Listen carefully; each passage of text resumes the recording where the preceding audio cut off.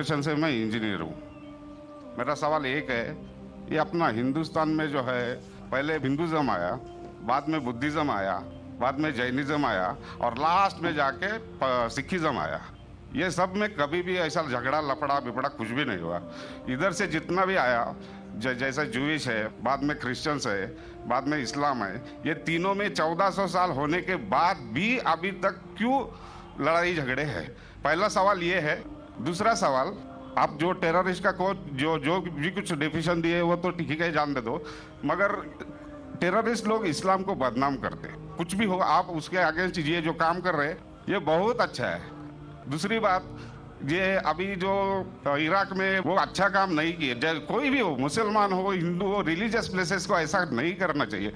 जरा बराबर से सवाल। भाई साहब ने 2 सवाल पूछा है। पहला सवाल पूछा है कि हिंदुस्तान में पहले हिंदू धर्म आया, हिंदुइज्म आया, फिर बुद्धिज्म आया, फिर जैनिज्म आया, फिर सिखिज्म आया। लफड़ा झगड़ा नहीं हुआ, लेकिन ये जुडाइज्म, क्रिश्चियनिटी, इस्लाम में हमेशा झगड़ा है। क्यों? आप शायद अपने मजहब के बारे में नहीं जानते। आपने महाभारत पढ़ी? महाभारत पढ़ी आपने? पूरी महाभारत में झगड़ा ही झगड़ा है।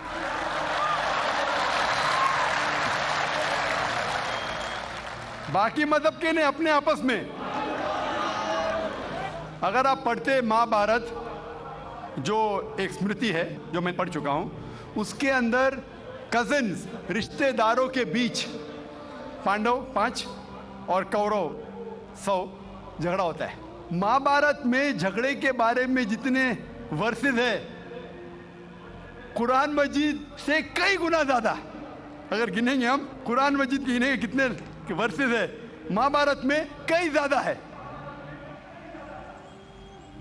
और जब आप भगवत गीता पढ़ते हैं, भगवत गीता महाभारत का एक हिस्सा है। 18 चैप्टर्स है। भीष्म पर्व के चैप्टर नंबर 25 to 42 को कहते हैं भगवत गीता। और भगवत गीता सबसे ज्यादा पढ़ी जाने वाली किताब है हिंदू मजहब में। और यहां ये भगवत गीता श्री कृष्ण राय दे रहे, सलाह दे रहे, सजेशन दे रहे, एडवाइस दे रहे अर्जुन को।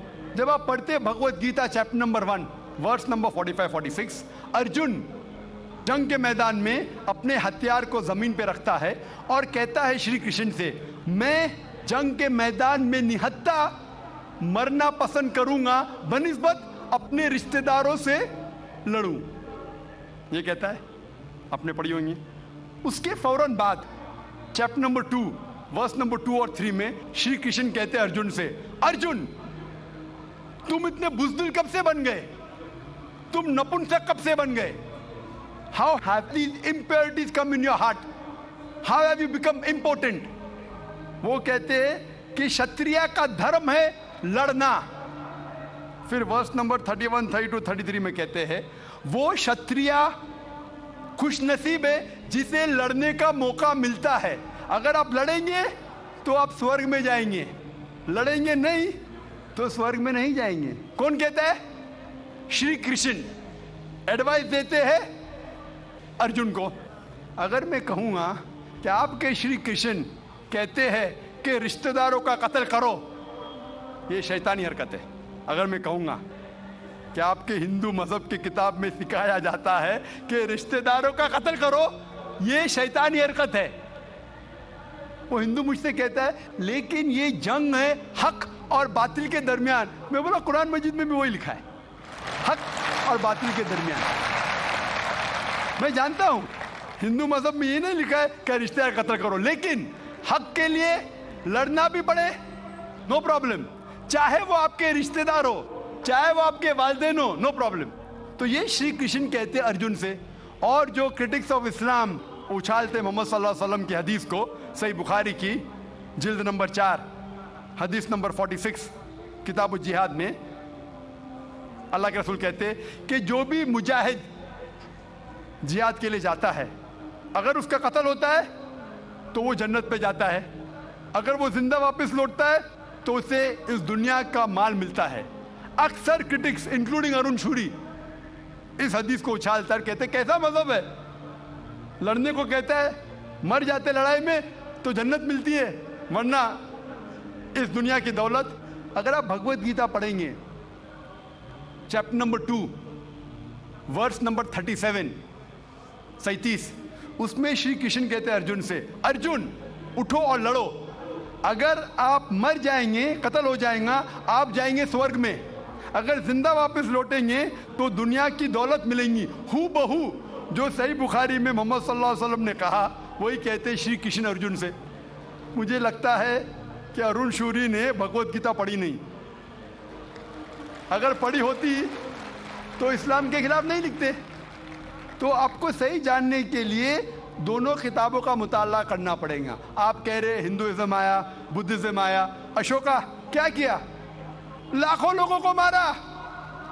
आप बोलते कत्ल हुआ ही नहीं। आप शायद भूल गए, आपने हिंदुस्तान की तारीख पढ़ी ही नहीं। तो हिंदुस्तान की तारीख आप पढ़ेंगे, यहाँ भी कई लाखों लोगों का कत्ल हुआ है। ना ही सिर्फ महाभारत के अंदर लिखा है। आप देखेंगे अशोका फिर वो दुनिया को त्याग करता है और फिर वो संत साधु बन जाता है, लेकिन पहले तो कत्ल किया किसने? तो आप देखेंगे हिस्ट्री में यहाँ भी कत्ल हुआ, जुडाइज्म में भी है, क्रिश्चियनिटी में भी है, इस्लाम में भी है। जहाँ भी आप देखते कुछ जगह जो झगड़ा हुआ, लड़ाई हुई, वो हक और बातिल के दरमियान, सही है। और कई जगह आप देखेंगे मासूम लोगों का कत्ल किया गया। आप जानते हैं in the history of the world, in the name of religion, मजहब के नाम पे जो सबसे ज्यादा कत्ल किए वो क्रूसेडर्स ने, ईसाईयत के नाम पे लाखों लोगों को कत्ल किया, ईसाईयत के नाम पे। अगर आप देखेंगे एक शख्स जिसने सबसे ज्यादा कत्ल किया दुनिया में, कौन है? सबसे ज्यादा कत्ल किसने किया दुनिया में? हिटलर। हिटलर जूस का कत्ल किया, 6 मिलियन, कितने? 60 लाख लोगों का कत्ल किया। मैं ये नहीं कह सकता हूं कि ईसाईयत गलत है। अगर हिटलर ने 60 लाख यहूदी का कत्ल किया, मैं ये नहीं कह सकता हूं कि ईसाईयत और बाइबल ये सिखलाती है। मैं बाइबल पढ़ा हूं, क्योंकि हिटलर ने 60 लाख यहूद का कत्ल किया, हम ईसाईयत को दोष नहीं दे सकते। लेकिन मैं जानता हूं कि ईसाईयत के नाम पे जो होली वॉर कहा जाता है, क्रूसेडर्स ने हजारों लोग को अपने सिर्फ मजहब को कन्वर्ट करने के लिए लाखों लोग का कत्ल किया। तो आप देखेंगे कई तारीख है, हिंदुस्तान में है, हिंदुस्तान के बाहर भी है, हिंदुइज्म में भी है, बुद्धिज्म में भी है, आप देखेंगे क्रिश्चियनिटी में भी है, इस्लाम में भी है। लेकिन जब टकराव होता है हक और बातिल का, तो हक के लिए बातिल के खिलाफ हमें लड़ना ज़रूरी है। तो ये आपकी गलतफहमी है। आपका दूसरा सवाल, क्या टेररिस्ट लोग ने, कुछ टेररिस्ट लोग ने इस्लाम को बदनाम किया है? और आपने कहा कि हम अच्छा काम कर रहे हैं, हक को फैला रहे, अमन को फैला रहे। आप कहते हैं, कुछ हद तक सही कहते, जैसे मैंने कहा कि जो मीडिया जिसे टेररिस्ट कहती है, वो टेररिस्ट कौन से टेररिस्ट है वो हमें जानना ज़रूरी है। कौन से टाइप के टेररिस्ट है, कि वो जो लोग जो गलत काम कर रहे हैं उनके दिल में दहशत पैदा करे तो सही किस्म के टेररिस्ट है। जैसे भगत सिंह टेररिस्ट था लेकिन अच्छा था। उस तरीके से अगर कोई मुसलमान गलत लोगों के साथ लड़ रहे हैं हक के लिए तो सही है। लेकिन मैं ये भी जानता हूं कि there are black sheep in a community. कुछ मुसलमान सिर्फ नाम के लिए, और अक्सर लोग समझते, ना ही गैर मुस्लिम, मुसलमान भी समझते हैं, वो जिहाद क्या समझते हैं? अगर कोई भी मुस्लिम किसी वजह से लड़ रहा है, चाहे वो ज़ाती फ़ायदे के लिए हो, चाहे वो नाम के लिए हो, चाहे पैसा के लिए हो, चाहे ज़मीन के लिए, उसे कहते हैं जिहाद। ये गलत फहमी है। जिहाद की मानी ये नहीं कि कोई भी मुसलमान कोई भी जो जंग करता है, चाहे ज़ाती फ़ायदे के लिए हो, चाहे नाम के लिए हो, पैसे के लिए हो, ज़मीन के लिए हो, उसे जिहाद नहीं कहते। जिहाद आता है लफ्ज़ जहादा से, means to strive, to struggle. जिहाद इस्लामिक टर्मिनोलॉजी में to fight against one's own evil inclination, हमारी खुद की गलत नफ्स से झगड़ना, जिहाद करना, उसे कहते हैं सही जिहाद। माशरे को सुधारना को कहा गया जिहाद। जंग के मैदान में सेल्फ डिफेंस में लड़ना, उसे कहा गया जिहाद। तो मीडिया इसे गलत फैला रही है। अगर आप जानना चाहते हैं कि सही में टेररिस्ट कौन है जो सही तौर पे मासूम लोग के दिल में दहशत पैदा कर रहा है, नंबर 1 टेररिस्ट आज की तारीख में, पुरानी बात छोड़ दीजिए, आज के तारीख में मासूम लोगों के दिल में दहशत पैदा कर रहा है, मेरे हिसाब से नंबर 1 टेररिस्ट है जॉर्ज बुश। आप जानते हैं कि सबसे ताकतवर मुल्क यूएसए, सबसे कमजोर मुल्क अफगानिस्तान पे बॉम्ब फेंक रहा है। ये क्या मर्दानगी है क्या? ये तो मर्दानगी कहते हैं। बॉम्ब फेंक रहा है ऊपर से, और हम देखते हैं किसके लिए इल्ज़ाम लगाते बिन लादेन पे। मैं बिन लादेन का दोस्त नहीं हूँ, मैं ये नहीं कहता हूँ बिन लादेन अच्छा है क्या बुरा है। ओसामा बिन लादेन को मैं मिला नहीं हूँ, मैं जानता भी नहीं हूँ, तो ये मैं नहीं कहता हूँ कि ओसामा बिन लादेन टेररिस्ट है क्या नहीं। लेकिन अगर मान भी लो, जितने प्रूफ है सब गलत है। अफगानिस्तान बोलती है यूएसए से आप हमको प्रूफ दो, वो प्रूफ देते मुशर्रफ को, टोनी ब्लेयर को। प्रूफ मांग रहे अफगान लोग, दे रहे मुशर्रफ को, टोनी ब्लेयर को। ये किधर का इंसाफ है? क्योंकि उनके पास प्रूफ है ही नहीं। अगर मान भी लो बहस के तौर पे, फॉर सेक ऑफ आर्ग्यूमेंट, अगर एक शख्स ने ऐसा गलत काम किया, आप एक शख्स के लिए क्या सारे देश के ऊपर बम डाल सकते? 1000 लोग का कत्ल कर रहे, क्या हक है उनको? फिर जाते इराक के पास 1000 लोग को मारते। मैं ये नहीं कहता सद्दाम हुसैन अच्छा इंसान है, मैं ये नहीं कहता हूँ, मैं जानता हूँ काफ़ी गलतियाँ की, लेकिन जो इराकी लोग सद्दाम हुसैन के टाइम पे जो उनको तकलीफ हो रही थी, अभी उससे कई ज़्यादा हो रही है, कई ज़्यादा। कौन कर रहा है? George Bush. ये तो मैंने 5 साल पहले कहा था ऑस्ट्रेलिया में, जब मुझे अमेरिकन कॉन्सुलेट ने पूछा था सवाल कि do you consider Osama bin Laden terrorist, तो मैंने उस वक्त कहा था, चंद महीने बाद, 2-3 महीने बाद, 11 सितंबर के बाद, I consider number 1 terrorist to be George Bush, और हेडलाइंस में आया था।